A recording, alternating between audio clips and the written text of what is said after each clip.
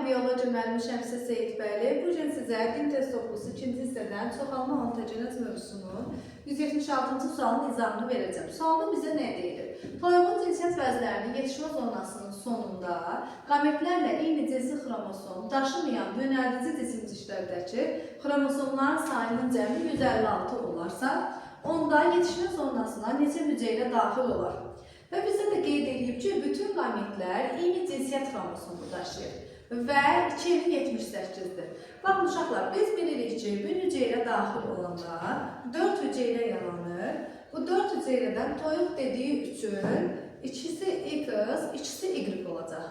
Toyuq, sürünən, yəni quşlar, bunlar dişi heterogametliyə malikdir. Bir hüceyrəsi daxil olanda 4 hüceyrə yaranır. Həmin 4 hüceyrədən ikisi X, ikisi Y olur.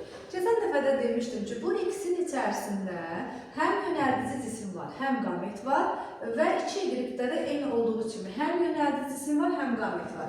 Baxın uşaqlar, daxil olan hüceyrənin sayı qameti göstərir bizə.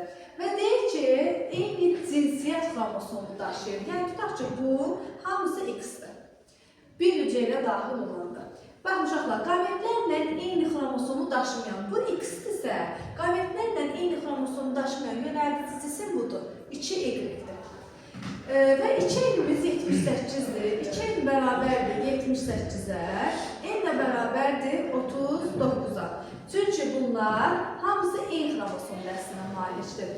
156 olarsa, biz 156-nı bölərik 39-a, taparıq ki, 4 hüceyrə qametlərlə eyni cinsiyyət xromosomunu daşımır. Yəni, tutaq ki, 4 hüceyrə 4Y olurdur. Baxın, uşaqlar, bir hüceyrə daxil olanda qametlərlə eyni xromosomu daşımayan 2 hüceyrə var. Deməli, bir hüceyrə daxil olanda qametlərlə eyni xromosomu daşımayan 2 hüceyrə olacaqdır. Bəs 4 dənə hüceyrə neçə hüceyrə daxil olanda olacaqdır? Buradan da taparıq ki, X bərabərdir 2-yə. Düzgün cavabımız 2 olar. Sağ olun, təşəkkürlər.